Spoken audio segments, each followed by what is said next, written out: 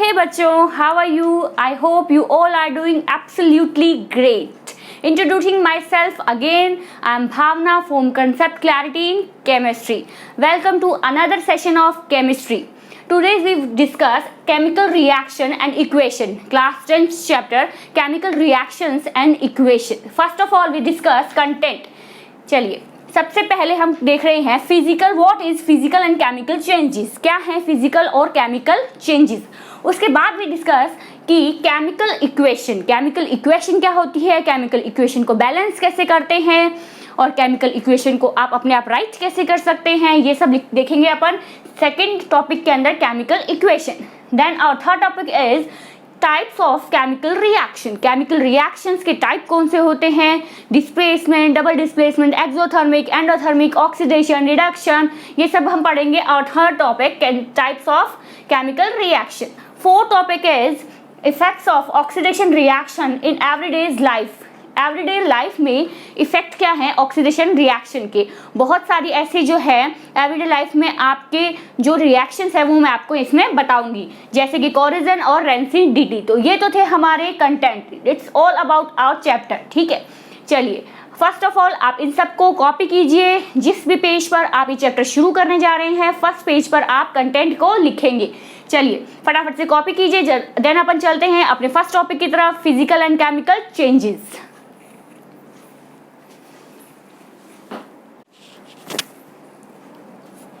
चलिए बच्चा पार्टी, अपना पहला टॉपिक है physical and chemical changes. Physical and chemical changes. Physical and chemical changes. ठीक है, चलिए क्या होता है फिजिकल एंड केमिकल चेंजेस. आप अपनी छोटी क्लासेस में 6th 7th 8th में भी ये चीज़ पढ़ चुके होंगे कि फिजिकल और केमिकल चेंजेस क्या होते हैं. इसलिए मैं आपको यहाँ पर एक छोटे से एग्जाम्पल के थ्रू इसके जो मेन पॉइंट्स है वो बता दूंगी. ठीक है, चलिए क्या हुआ कि एग्जाम्पल में हमने यहाँ पर एक पेपर लिया. ठीक है, मैंने यहाँ पर एक पेपर लिया. अब इस पेपर को एक तरफ हमने इसको कट कर दिया सीजर से. सीजर से आपने इसको काट दिया. दूसरी तरफ आपने इसको बर्न कर दिया. कट करने के बाद आपको क्या मिले, पीसेस ऑफ पेपर. ठीक है, और बर्न करने के बाद अपन ने क्या किया, अपन को मिली ऐश. अंडरस्टैंड, ऐश. ऐश मिल गई जिसे अपन राख भी कहते हैं. कट करने के बाद पेपर्स मिले, पीसेस ऑफ पेपर्स मिले, और बर्न करने के बाद ऐश मिली. अब आप लोग ये सोच के बताइए मुझे कि क्या कट करने के बाद ये पेपर जो है वो चेंज हो गया. मतलब कट करने के बाद पेपर तो पेपर ही रहा है ना, वो पीसेस ऑफ पेपर्स हो गए पर है तो वो पेपर ही. उसने अपनी फिजिकल स्टेट में बिल्कुल भी चेंजिंग नहीं की है. वो पेपर था और पेपर ही रहा, कोई नया सब्सटेंस नहीं बना है. और यहाँ पर देखिए, जब मैंने इसे बर्न किया तो क्या आप इस ऐश को पेपर कह सकते हैं? Absolutely wrong. आप ऐश को पेपर नहीं कह सकते, है ना. तो ऐश जो है वो एक कंप्लीटली डिफरेंट प्रोडक्ट है. तो क्या हुआ, फिजिकल चेंजेस में क्या होगा, no new substance is obtained. कोई भी नया सब्सटेंस नहीं बनेगा. केमिकल चेंजेस में क्या होगा, कंप्लीटली डिफरेंट सब्सटेंस या completely different product is obtained. Product जो होगा वो कंप्लीटली डिफरेंट होगा. उसकी प्रॉपर्टीज जो होंगी वो कंप्लीटली डिफरेंट होंगी फ्रॉम रिएक्टेंट्स. ठीक है, properties are also completely different from reactants property. ठीक है, तो अब क्या था बच्चों, यहाँ पर देखिए आप, ये तो हो गई अपनी इसकी एक डेफिनेशन. जैसे मान लीजिए कि एक जगह आप कोई, अगर आपको कोई एग्जांपल्स देते हैं तो आप ये देखेंगे कि क्या कोई न्यू सब्सटेंस या कोई न्यू प्रोडक्ट बन रहा है. इफ बन रहा है देन वो हो गया केमिकल चेंज. अगर नहीं बन रहा है देन वो हो गया फिजिकल चेंज. ये अब आप आराम से इसको आइडेंटिफाई कर सकते हैं. सेकेंड जो पॉइंट है अपना वो है, देखिए अब ये ऐश है, क्या मैं इस ऐश को वापस पेपर बना सकती हूँ? बिल्कुल भी नहीं, बिल्कुल भी नहीं. मैं इस ऐश को वापस पेपर नहीं बना सकती. तो क्या हुआ कि इरिवर्सिबल.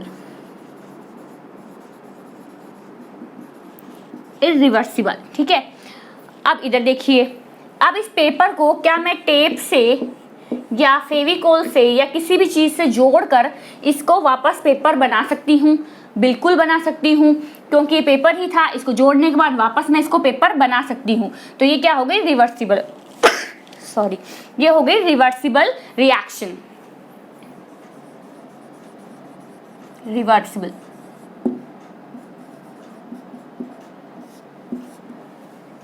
क्लियर है?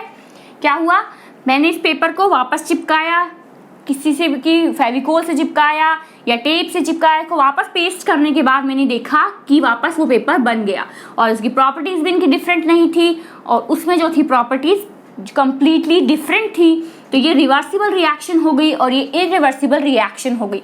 नाम से आपको पता चल रहा है रिवर्सिबल इरिवर्सिबल क्या होता है। जो रिएक्शंस रिएक्टेंट से प्रोडक्ट बनता है देन प्रोडक्ट से वापस रिएक्टेंट बन सकता है, वो होती है रिवर्सिबल रिएक्शंस। और जो रिएक्शंस जिनमें प्रोडक्ट से रिएक्टेंट से प्रोडक्ट बन जाता है पर प्रोडक्ट से वापस रिएक्टेंट नहीं बन सकता, उन्हें हम कह देते हैं इरिवर्सिबल रिएक्शंस। चलिए अब क्या कीजिए, आप लोग इसे एक बार इस डायग्राम को अच्छे से रीड करिए, ठीक है, और इसे एक बार अपने आप से समझ के देखिए। देन मैं आपको नोट्स की, जैसे मैं आपको नोट्स में लिखवाना चाहती हूँ वैसे मैं आपको फिजिकल और केमिकल चेंजेस की डेफिनेशन लिखवाती हूँ। चलिए फटाफट से कॉपी कीजिए रफ कॉपी में और फिर आप जो है अपन लिखेंगे इसकी डेफिनेशंस, इनकी प्रॉपर डेफिनेशन क्या होती है।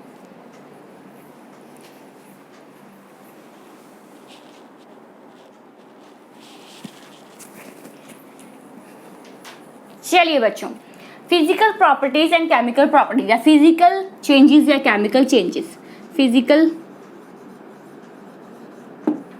चेंजेस या आप उसको रिएक्शंस लिखना चाहें तो आप रिएक्शंस लिख लीजिए, and chemical changes.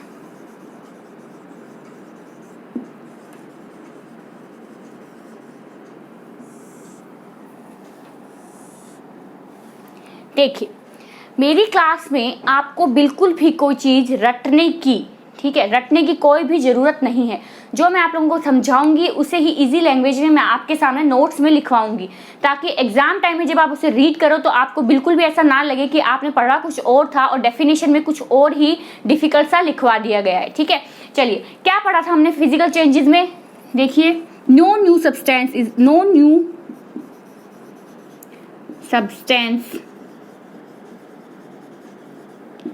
Is obtained,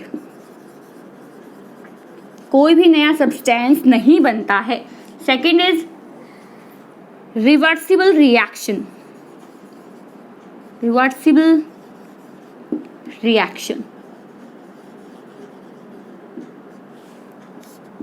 अब यहाँ पे आपने लिखा है no new substance is obtained, second है रिवर्सिबल रिएक्शन। अब सेम अपन लिखेंगे केमिकल चेंजेस में। केमिकल चेंजेस में क्या होगा, new substance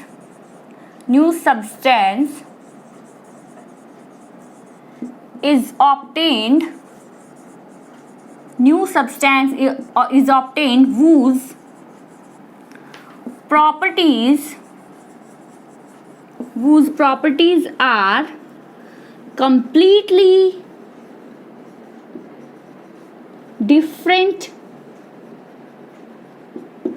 from reactants properties।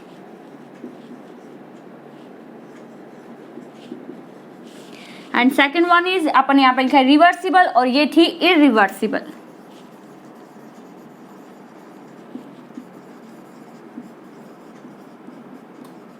Irreversible reaction. Examples लिखें, आइस से वाटर या वाटर से ice, and this is curd from milk. Clear है, ये है इसके एग्जाम्पल्स। चलिए फटाफट से कॉपी कीजिए, देन अपन चलते हैं केमिकल इक्वेशन। अपन टॉपिक, अपना जो नेक्स्ट टॉपिक है, सेकंड टॉपिक, वो है केमिकल इक्वेशन। चलिए कॉपी कीजिए फटाफट से।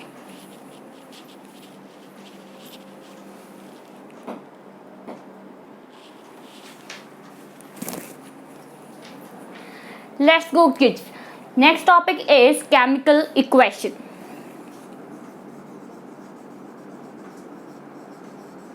Chemical equation।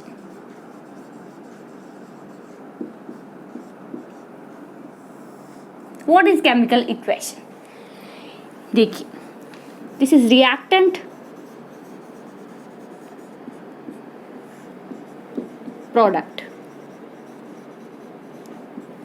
and this is a chemical equation. क्या हुआ, रिएक्टेंट से प्रोडक्ट बना, उसे हमने एक ये एरो है जो इस एरो की तरह दिखाया कि रिएक्टेंट से प्रोडक्ट बन गया, इसे एक एरो के थ्रू हमने दिखाया, तो इसे हमने कह दिया केमिकल इक्वेशन. ठीक है, कोई भी रिएक्टेंट से जब प्रोडक्ट बने उसे वर्ड्स में लिखने के बजाय हम अगर उसको यूं एक एरो के थ्रू दिखाते हैं तो इसे हम कह देते हैं केमिकल इक्वेशन. फॉर एग्जाम्पल,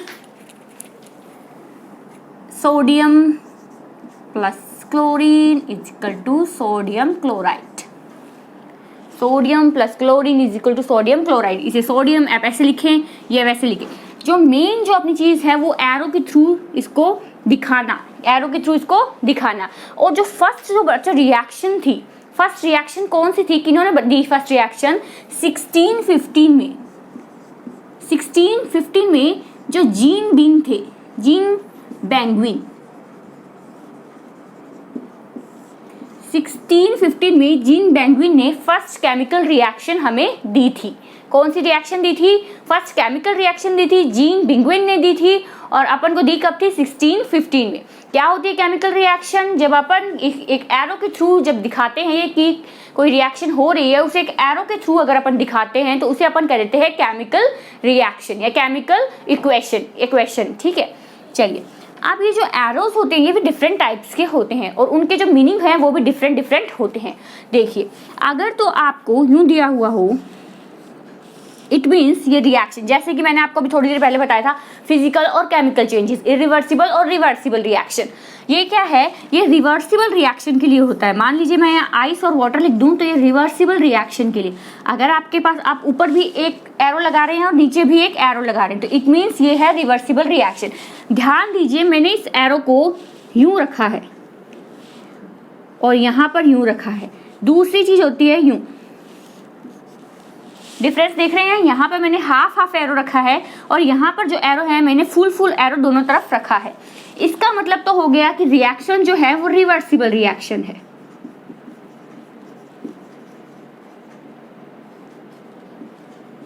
ठीक है, और इसका मतलब क्या हुआ कि रिएक्शंस जो है वो क्या है कि जैसे मान लीजिए रिएक्टेंट हो गया,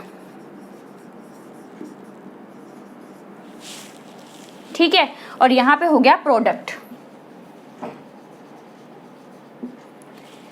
अब रिएक्टेंट और प्रोडक्ट दोनों की रेट ऑफ रिएक्शन अगर सेम होती है, एक पॉइंट पर जाकर रिएक्टेंट के बनने की, रिएक्टेंट से प्रोडक्ट के बनने की और प्रोडक्ट से रिएक्टेंट के वापस बनने की अगर रेट ऑफ रिएक्शन सेम हो जाती है तो उसके लिए अपन ये एरोज का यूज करते हैं. आप फुल 2 एरोज का यूज करेंगे, एक लेफ्ट से राइट जाएगा और एक राइट से लेफ्ट जाएगा. और इफ अगर हाफ एरो का भी यूज कर रहे हैं जो लेफ्ट से राइट जा रहा है और राइट से लेफ्ट जा रहा है, दैट मीन्स रिवर्सिबल रिएक्शन है. And that means rate of reactions are same. Rate of reaction of product and reactant are same and reactant are same. ये मैं आपको सब कुछ लिखवा दूंगी. समझ आई बात, क्या होता है यहाँ पर. देखिए, मैंने आपको केमिकल इक्वेशन में क्या बताया, 1615 में जीन बेंगुइन ने हमें फर्स्ट केमिकल रिएक्शन दे दी थी. अब ठीक है, केमिकल रिएक्शन, केमिकल इक्वेशन उन्होंने अपन को दे दी थी. केमिकल इक्वेशन क्या होती है, रिएक्टेंट को प्रोडक्ट से बनते समय अपन एक एरो के थ्रू अगर उसको दिखाते हैं तो. ठीक है, अब इन एरोज के मतलब क्या होते हैं, एक तो हो गया सिंपल कि रिएक्टेंट से प्रोडक्ट बन गया, ये एक सिंगल एरो हो गया. दूसरी हमारे पास चीज आती है कि एक हाफ एरो ऊपर जो लेफ्ट से राइट जा रहा है और एक हाफ एरो नीचे जो राइट से लेफ्ट जा रहा है. और उसी तरह रिएक्शन में जो दूसरे में होगा, दूसरे में क्या है कि लेफ्ट से राइट, राइट से लेफ्ट, पर ये क्या है, फुल एरो है और ऊपर वाला हाफ एरो है. हाफ एरो का मतलब आप देखेंगे रिवर्सिबल इरिवर्सिबल रिएक्शंस में से होगा. ठीक है, और फुल एरो का मतलब देखेंगे रेट ऑफ रिएक्शन, यानी कि एक पॉइंट पर जाकर इस रिएक्शन में क्या हो रहा है, एक पॉइंट पर जाकर rate of reaction of product and rate of reaction of reactant दोनों की क्या है वो सेम हो जाती है. और दोनों की सेम होने से क्या होगा, इस एरो का अपन यूज करते हैं. Rate of reactions are same, तो इस एरो का अपन यूज करते हैं. चलिए एक बार इसे फटाफट से कॉपी कीजिए, देन मैं आपको नोट्स के थ्रू लिखवाती हूँ कि आपको इसमें जो एग्जैक्ट डेफिनेशन क्या लिखनी है, एग्जैक्ट एग्जाम्पल क्या लिखने हैं, ये सब मैं आपको बताती हूँ. चलिए कॉपी कीजिए फटाफट से.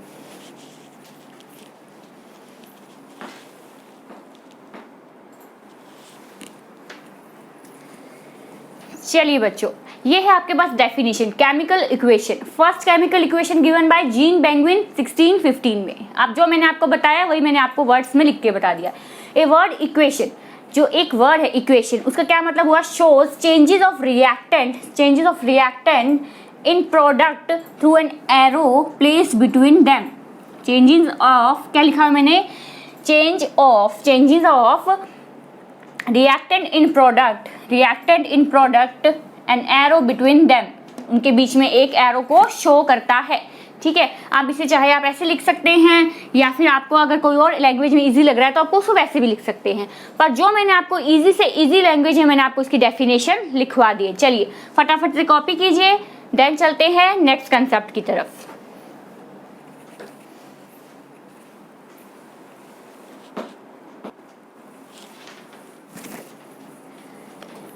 चलिए बच्चों, केमिकल इक्वेशन अपन टॉपिक शुरू किया, डेफिनेशन आपने उसकी लिख ली है। अब उसका सेकंड टॉपिक आता है, बहुत ही छोटा सा टॉपिक है और इसमें समझने लायक भी कुछ इतना नहीं है, फिर भी मैं आपको एक नोट्स के थ्रू इस चीज को बताने जा रही हूँ। देखिए, symbol of elements and their valency. Symbol of elements and their valency, क्या होते हैं सिंबल्स और क्या होती है वैलेंसी? देखिए, a symbol is the chemical code. Symbol एक केमिकल कोड होता है बच्चों। ठीक है, अब वो एक लेटर का भी हो सकता है, 2 लेटर का भी हो सकता है। जैसे कि देखिए, पोटेशियम 1 लेटर का है, सोडियम 2 लेटर का है, क्लोरीन 2 लेटर का है, फ्लोरीन 1 लेटर का है, ऑर्गन 2 लेटर का है, 1 लेटर का और क्या होगा? देखिए आयरन, सॉरी आयोडीन। क्लियर है? आयरन 2 लेटर का है। क्लियर है? तो ये क्या है, सिंबल जो हैं वो 1 लेटर के भी हो सकते हैं और 2 लेटर के भी ये हो सकते हैं। देन अपन ने पढ़ा है a symbol is the chemical code of an element. Chemical code होता है, each element has 1 or 2 letters atomic symbol. ठीक है, which is abbreviated form of its name. वो उसके नेम की एक समरी होती है, एक संक्षिप्त। एब्रिविएटेड का मतलब होता है संक्षिप्त या फिर समरी, जो उसका पूरा नेम होता है। मान लीजिए अपन सोडियम क्लोराइड, अगर अपन कोई रिएक्शन लिखें और उसमें पूरा सोडियम क्लोराइड लिखने से अच्छा अपन क्या लिखेंगे? NaCl। कैल्शियम कार्बोनेट, अब अपन कोई भी रिएक्शन करें तो अगर उससे राइट लगाकर उसके ऊपर कैल्शियम कार्बोनेट लिखने से अच्छा अपन क्या लिखेंगे इसमें? CaCO3। तो उसकी क्या है? एब्रिविएटेड फॉर्म होती है वो। ठीक है, जो सिंबल होता है उसकी एब्रिविएटेड संक्षिप्त एक फॉर्म होती है। Valency is the combining capacity. Valency combining capacity होती है। मान लीजिए 2 एटम आपस में मिलते हैं, अभी चाहे तो कोई इलेक्ट्रॉन को गेन कर रहे हैं, चाहे तो कोई इलेक्ट्रॉन को लॉस कर रहे हैं, चाहे तो ये दोनों शेयर कर रहे हैं। ये सब जो है वो अपन वैलेंसी के थ्रू निकाल सकते हैं। इन सब का अपन को पता कैसे चलता है? वैलेंसी के थ्रू। कैपेसिटी जो उसकी होती है, चाहे वो लॉस करने की होती है कैपेसिटी, चाहे गेन करने की कैपेसिटी होती है, या फिर कोई चीज को शेयर करने की कैपेसिटी होती है, वो सब अपन क्या है? वैलेंसी से पता लगा सकते हैं। तो अपना जो ए पॉइंट रहा था वो रहा था definition of chemical equation. Chemical equation की डेफिनेशन क्या होती है? सेकंड अपना टॉपिक रहा है symbol of element and their valency. Symbol of elements and their valency, उनके सिंबल्स क्या हैं, क्या होते हैं सिंबल्स? मैंने आपको बताया कि वो जो उसकी एब्रिविएटेड फॉर्म है एक, अब वो 1 लेटर का भी हो सकता है, 2 लेटर का भी हो सकता है। और वैलेंसी हमने बताया कि कैपेसिटी होती है उसको लॉस करने की, उसको गेन करने की, या फिर उसको शेयर करने की कैपेसिटी अपन कह देते हैं वैलेंसी। चलिए अब देखिए, आप इसके बाद जो अपना टॉपिक सी है, पहले आप ऐसे कीजिए, इसको फटाफट से कॉपी कीजिए, फिर मैं आपको इसका टॉपिक सी बताती हूँ। चलिए कॉपी कीजिए।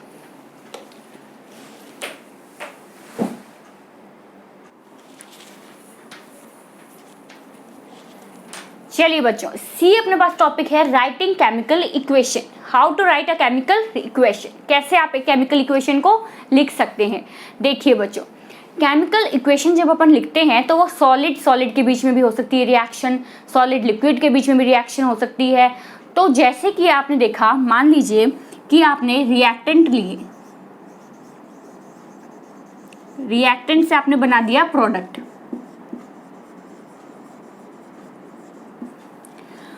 फॉर एग्जाम्पल रिएक्टेंट क्या है? सॉलिड है, तो आप इसके नीचे क्या लगा देंगे? S। ठीक है, और अगर तो रिएक्टेंट सॉलिड है तो S लगा देंगे, लिक्विड है तो L लगा देंगे, और गैस है तो आप इसके नीचे लगा देंगे G। क्लियर है? ऐसे ही प्रोडक्ट का है, अगर प्रोडक्ट सॉलिड है तो S, और अगर लिक्विड है तो L और G। अब दूसरी चीज क्या है, अगर जो रिएक्टेंट है, ये प्रोडक्ट है, उनका एक्वस सॉल्यूशन है तो एक्वस सॉल्यूशन क्या हुआ, पानी मिला हुआ सॉल्यूशन, तो अपन उसको लिख देते हैं AQ, aqueous solution AQ, aqueous solution. Clear है?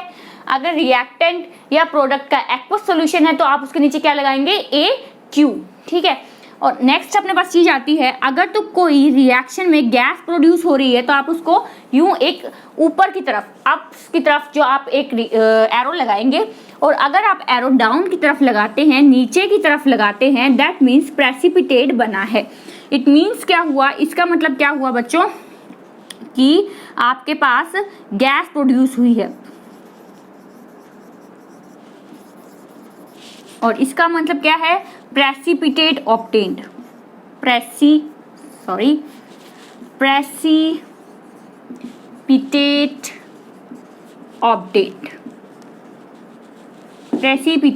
ऑब्टेन्ड। ठीक है। अगर एरो ऊपर की तरफ है तो गैस प्रोड्यूस हुई है, अगर एरो नीचे की तरफ है दैट मीन्स प्रेसिपिटेट ऑब्टेन्ड हुआ है। ठीक है। ये तो थे केमिकल रिएक्शन को लिखने के कुछ तरीके। ठीक है। अब मैं आपको क्या है कि इसमें आपको नोट्स में क्या लिखना है वो सब लिखवाती हूँ। चलिए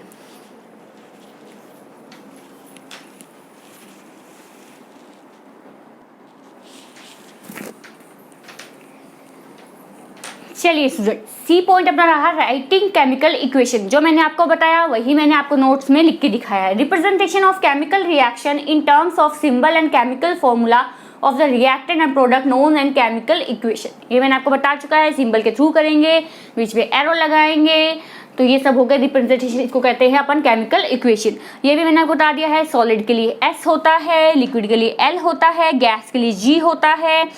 अगर गैस प्रोड्यूस हो रही है तो ऊपर एरो लगेगा, और अगर प्रेसिपिटेट प्रोड्यूस हो रहा है तो वो नीचे की तरफ एरो लगेगा। ठीक है। ये सब मैं आपको बता चुकी हूँ, वही मैंने आपको लिखकर भी बता दिया है। आप अपने नोट्स में इस चीज को लिख लेंगे। ठीक है।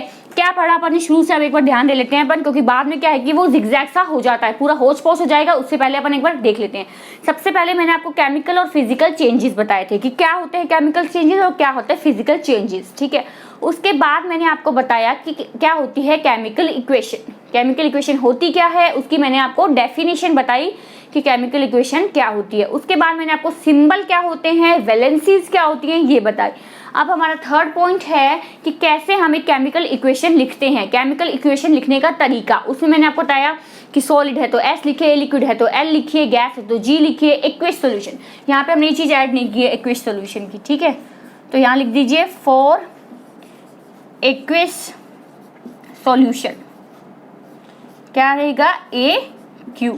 तो एक्वियस सॉल्यूशन के लिए AQ लिख दिया हमने। अगर उसमें गैस प्रोड्यूस हो रही है रिएक्शन में तो हम ऊपर की तरफ निशान लगाएंगे, ऊपर की तरफ एरो लगाएंगे, और अगर प्रेसिपिटेट प्रोड्यूस हो रहा है तो आप उसको नीचे की तरफ एरो लगाएंगे। इतना अपन अब तक पढ़ चुके हैं। नेक्स्ट जो टॉपिक है अपना बहुत ही इंपॉर्टेंट टॉपिक है, उसके लिए मैं आपको पूरी एक क्लास लूंगी आपकी, नेक्स्ट क्लास में वो टॉपिक कराऊंगी। उससे पहले वो टॉपिक है अपना बैलेंस इक्वेशन। इक्वेशन को बैलेंस करना बहुत इंपॉर्टेंट टॉपिक है बच्चों, और आपका जो ये टॉपिक है वो आपको हमेशा काम आएगा केमिस्ट्री में, क्योंकि इक्वेशंस के बिना केमिस्ट्री नहीं होती, और इक्वेशन को बैलेंस किए बिना इक्वेशन का सही रिजल्ट नहीं निकलता। तो इसीलिए क्या है कि बैलेंस ऑफ इक्वेशन बहुत ही इंपॉर्टेंट टॉपिक है। इसके लिए मैं अलग आपके लिए एक पूरी क्लास बनाऊंगी। उससे पहले मैं आपको एक टॉपिक करवाना चाहती हूँ, law of mass of conservation. क्यों करवा रही हूँ मैं ये टॉपिक आपको, आप बोलेंगे यहाँ पर तो इस टॉपिक का कोई तुक ही नहीं बनता।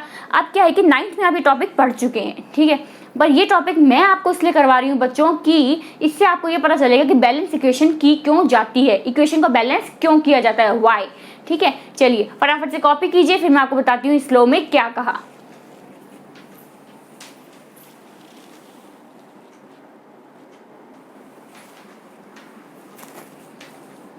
चलिए, तो क्या कहता है law of mass of conservation.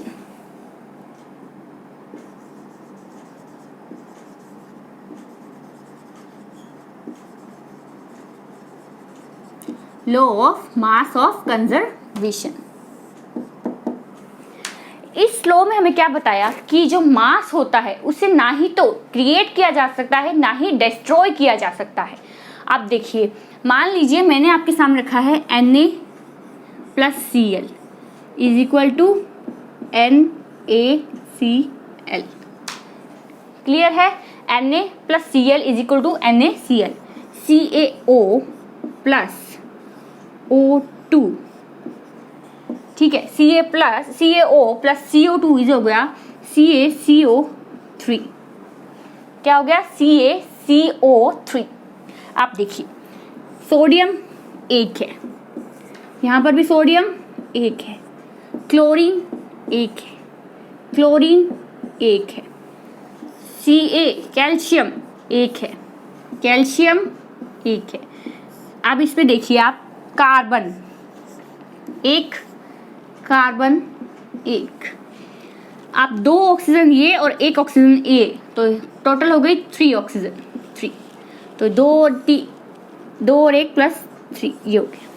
ठीक है, अब इसमें देखिए क्या कोई एक्स्ट्रा आइटम मैंने इसमें डाला? नहीं। ये इक्वेशन ये दोनों इक्वेशन जो है बैलेंस्ड है, इनके आगे आपको कोई भी डिजिट लगाने की जरूरत नहीं है, क्योंकि इसमें रिएक्टेंट और प्रोडक्ट दोनों में नंबर ऑफ एटम्स बिल्कुल सेम है, मास नंबर बिल्कुल सेम है, ना ही तो मास क्रिएट हुआ है ना ही तो मास डिस्ट्रॉय हुआ है। ठीक है, और एटम्स, नंबर ऑफ एटम्स भी इधर भी सेम है, इधर भी सेम है, लेफ्ट में भी सेम है, राइट में भी सेम है। तो ये क्या है? एक बैलेंस्ड इक्वेशन है। क्या है? Balanced equation. तो बैलेंस इक्वेशन बैलेंसिंग जो होती है बच्चों, वो कौन से लॉ पे काम करती है? Law of mass of conservation. क्या होता है law of mass of conservation? Mass neither be destroyed nor be created, mass neither be created nor be destroyed. ठीक है, दोनों में से कुछ भी लिखिए, वो आपकी वो है। चलो क्या हो गया? हमने क्या लिखा? मैं आपको यहां लिख के बता देती हूं, mass neither be created nor be destroyed, neither be created nor be destroyed. Mass को ना ही तो क्रिएट किया जा सकता है, ना ही मास को डिस्ट्रॉय किया जा सकता है। ठीक है, अब मास की जगह पे चाहिए एटम ले लीजिए आप, एटम को भी क्रिएट नहीं कर रहे हैं हम इसमें, और ना ही हम डिस्ट्रॉय कर रहे हैं। जितने एटम लेफ्ट साइड में थे उतने राइट साइड में, जितने राइट साइड में थे उतने लेफ्ट साइड में। तो हम कोई भी एटम क्रिएट नहीं कर रहे हैं, कोई भी एटम डिस्ट्रॉय नहीं कर रहे हैं, कोई भी मास क्रिएट नहीं कर रहे हैं, कोई भी जो मास है उसको डिस्ट्रॉय नहीं कर रहे हैं। तो इट मीन्स क्या हुआ? Mass neither be created nor be destroyed. आप लिख सकते हैं atom neither be created nor be destroyed. तो इक्वेशन बैलेंसिंग से पहले हमने ये क्यों पढ़ा? क्योंकि इक्वेशन बैलेंसिंग है जो वो इसी लॉ पर काम करती है, इसी लॉ के बेस पर जो है वो काम करती है अपनी इक्वेशन बैलेंसिंग। इक्वेशन बैलेंसिंग बहुत इंपॉर्टेंट टॉपिक है, बहुत इंपॉर्टेंट सेशन है, इसलिए हम उसको नेक्स्ट सेशन में पूरा हम इक्वेशन बैलेंसिंग का ही लेंगे। इस सेशन में आपको नहीं करवा रही हूँ, इस सेशन में मुझे इस चैप्टर का आपको एक बार रिव्यू देना था कि आखिर इस चैप्टर में है क्या क्या। रिव्यू अपन ले चुके हैं, नेक्स्ट में अपन पढ़ेंगे और क्या है इक्वेशन बैलेंसिंग। इक्वेशन बैलेंसिंग अपन नेक्स्ट जो अपना सेशन रहेगा केमिस्ट्री का उसमें पढ़ेंगे। तब तक आप क्या करेंगे? तब तक आप ये करेंगे कि आप जो मैंने आपको पढ़ाया उतना पूरा रीड करेंगे, आप केमिकल और फिजिकल चेंजेस के एग्जांपल्स लेंगे। आपको सारा समझ में आ रहा है कि आप ये एग्जांपल्स आपको मिल जाएंगे क्लास 9th में। ठीक है, क्लास 9th में आपको केमिकल चेंजेस और फिजिकल चेंजेस के एग्जांपल्स मिल जाएंगे। आप उनको लीजिए, उनको देखिए कि आपको ये समझ में आ रहा है कि कौन सा फिजिकल चेंज है और क्या कौन सा केमिकल चेंज है। उसके बाद में इक्वेशन बैलेंसिंग के एक चीज़ आपकी जरूर करेंगे, मैंने क्लास 9th में कल एटॉमिक स्ट्रक्चर रीड करवाया था। एटॉमिक स्ट्रक्चर रीड करवाया था, इट मीन्स क्या है कि आपने क्लास 9th में ये चीज़ आप पढ़ चुके हैं कि एटॉमिक नंबर, तो कम से कम आपको 1 से 20 तक एटॉमिक नंबर जो है वो टिप्स पर याद होने चाहिए, कम से कम 120 तक। उसके ऊपर भी मैं आपको पीरियोडिक टेबल जो चैप्टर करवाऊंगी उसके अंदर मैं आपको जो पूरे एटॉमिक नंबर्स जो हैं वो एक ट्रिक के थ्रू याद करवाऊंगी। अभी तक आपको 20 तक याद होनी चाहिए, इंपॉर्टेंट सिंबल्स आपको याद होने चाहिए, ये सब आपके माइंड में चीज़ें क्लियर होनी चाहिए। देन अपन नेक्स्ट क्लास में मिलेंगे इक्वेशन बैलेंसिंग के साथ। ठीक है, जब तक के लिए पढ़ते रहिए, बने रहिए मेरे साथ, मेरे चैनल पर, आपके अपने चैनल पर, कंसेप्ट क्लैरिटी इन केमिस्ट्री।